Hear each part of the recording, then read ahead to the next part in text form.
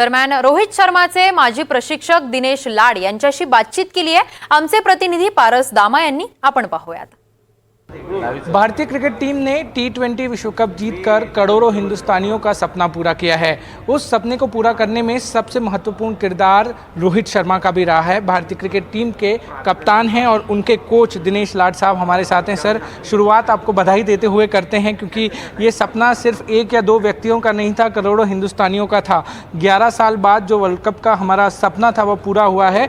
दिनेश लाड ने किस तरीके से रोहित शर्मा को देखा है उससे शुरुआत करना चाहूँगा क्योंकि कल जब मैच खत्म हुआ, भारत ने मैच जीता, रोहित शर्मा ग्राउंड पे लेटे और उसके बाद उनकी आंखों से आंसू निकलते हुए हमने देखा है. ये बहुत कम हमने देखा है. कैसे देखा आपने रोहित शर्मा को यहाँ तक? बहुत ही, क्योंकि मैं इतना खुश हूँ क्योंकि मेरे पास शब्द नहीं बात करने के लिए. बिकॉज कि जिस बच्चे को मैंने 12 साल का तभी देखा था, as an off spin bowler देखा था जब भी, और उसके बाद जब मैंने उसकी एक नॉक लेते हुए उसका बल्लेबाजी देखी तो मैंने उसको कहा नहीं, तुझे बैटिंग में ज़्यादा प्रमोट होना चाहिए, बैटिंग ज़्यादा फोकस होना चाहिए.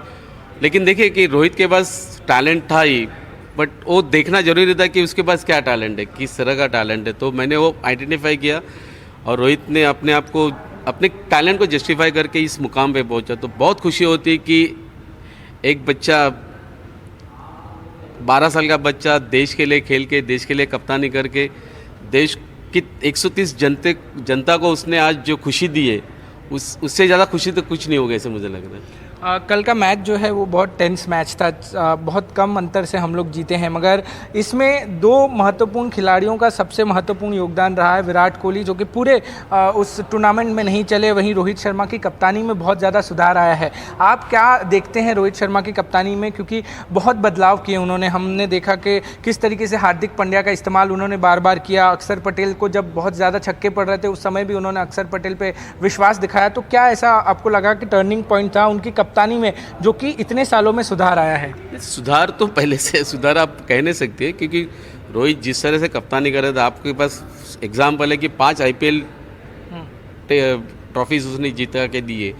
सुधार तो नहीं, बट जिस तरह से कप्तानी कर रहा था, जिस तरह से, उसका सबसे प्लस पॉइंट है कि वो अपने प्लेयर के ऊपर बहुत फेथ रखता है. उसको पता है कि इस प्लेयर से मुझे क्या करना चाहिए, क्या तो जाना कि एज एन, अगर मैं एक प्लेयर हूँ और मुझे मेरे कप्तान बता रहे कि यार तू एक इम्पॉर्टेंट फैक्टर है हमारी टीम के लिए, तो वो चीज़ है वो रोहित हर प्लेयर से करवाता है. और इसके वजह से उसका जो सक्सेस रेट ज़्यादा है एज एन कैप्टन, उसका कारण हुई है.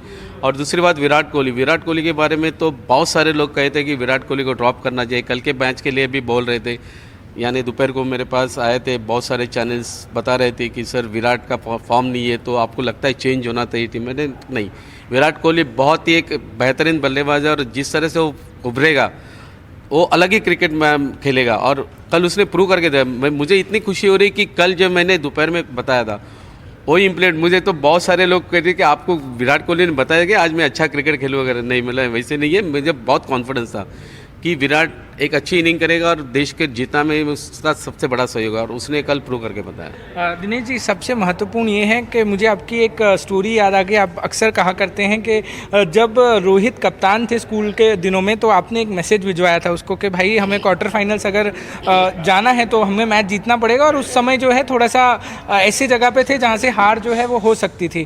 तो आज जो मैच हमने कल जीता उसमें कॉन्फिडेंस जो है रोहित का वो उतना ही दिखा. वो थोड़ा सा बताइए कि क्या आपने मैसेज भेजा था उस समय उसको, और उस समय से आज तक जो रोहित का कॉन्फिडेंस लेवल है वो उतना ही रहा है?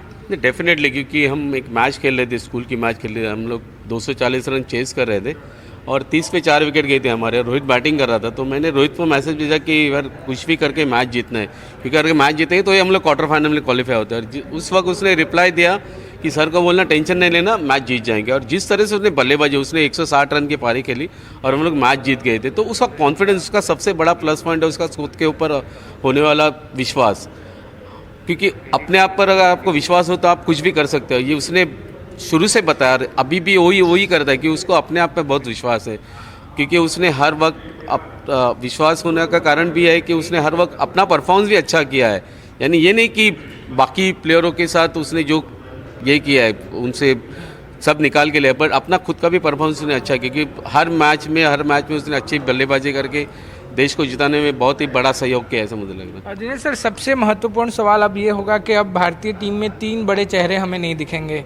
हेड कोच राहुल द्रविड़, विराट कोहली और कप्तान रोहित शर्मा। T20 से रोहित और विराट तो जा रहे हैं, मगर हेड कोच जो है वो राहुल द्रविड़, वो सारे फॉर्मेट से अब चले जाएंगे। नए कोच की जो शोध है वो की जाएगी। ऐसे में आपको क्या लगता है कि रोहित शर्मा ने जो डिसीजन लिया है T20 से अलग होने का, क्या वो सही डिसीजन है या और थोड़ा सा वो परफॉर्म कर सकते थे इसमें? नहीं, T20 cricket, as per T20 cricket के कंसर्न से मुझे लग रहा है कि प्रॉपर डिसीजन लिया, क्योंकि T20 क्रिकेट बहुत फास्ट क्रिकेट है। आने वाले दिनों में उसको टेस्ट मैच क्रिकेट में भी, टेस्ट चैंपियनशिप में फोकस करना है। शायद तो 2028 का वर्ल्ड कप भी खेलेगा शायद, मुझे लग रहा है, क्योंकि जिस तरह से वो सोच रहा है, या तो फिर वो वर्ल्ड कप 50 ओवर क्रिकेट से भी बाहर निकल जाता था, बट उसने वो सोचा नहीं है, उन्हें T20 क्रिकेट। तो बहुत ही अच्छा डिसीजन है, एज वेल एज विराट का भी अच्छा डिसीजन है, क्योंकि आने वाले यंगस्टर्स के लिए भी चांस मिलना चाहिए। अभी उनका एज फैक्टर भी, अभी 37 ईयर्स का रोहित है, तो फास्ट क्रिकेट में बहुत दिक्कत ही आती है। तो डेफिनेटली मैं जो डिसीजन लिया वो अच्छा डिसीजन लिया, ऐसा मुझे लगा। सर, आखिरी सवाल मेरा ये है कि आप गुरु हैं उनके। अक्सर ये कहा जाता है कि गुरु जो है वो संतुष्ट नहीं होते हैं। क्या आप रोहित के परफॉर्मेंस से संतुष्ट हैं और आगे आप उसके लिए क्या देखते हैं? क्योंकि ये बहुत महत्वपूर्ण सवाल होता है। गुरु जो है वो संतुष्ट नहीं होता, शिष्य कितना भी कर ले। नहीं, मैं बहुत ही संतुष्ट हूँ, क्योंकि जिस तरह से उसने अब तक नाम किया, क्योंकि आज दिनेश लाड सिर्फ रोहित शर्मा की वजह से ऐसे मुझे लग रहा है कि अगर रोहित शर्मा अच्छा नहीं करता था, दिनेश लाड को कोई पहचान नहीं। हालांकि देखिए, मैं ये बिल्डिंग में नया आया, लेकिन आज मुझे इतनी खुशी हो रही है कि आज सब मुझे बिल्डिंग वाले आके मिल रहे हैं। तो किसके वजह से? रोहित के वजह से। तो मैं बहुत ही संतुष्ट हूँ, क्योंकि आज रोहित ने मुझे दुनिया का सबसे अमीर आदमी बनाया है। कि जिस तरह से उसने मुझे प्रॉमिस किया था, सर ये वर्ल्ड कप आप मेरे हाथ में दोगे, और उसने वो फुलफिल किया। तो इसके लिए मैं बहुत ही खुश हूँ आज। सर, बहुत बहुत शुक्रिया हमसे बात करने के लिए। दिनेश लाड साहब हमारे साथ थे, रोहित शर्मा के कोच हैं, और ये कह रहे हैं कि मैं इनके परफॉर्मेंस से बहुत ज़्यादा संतुष्ट हूँ और आगे जाके ये भी आशा रखता हूँ कि रोहित शर्मा 50 ओवर का वर्ल्ड कप भी खेलेंगे और उसके बाद जीत भी हासिल करेंगे उसमें। कैमरामैन सुनील के साथ पारस दामा, NDTV इंडिया, मुंबई।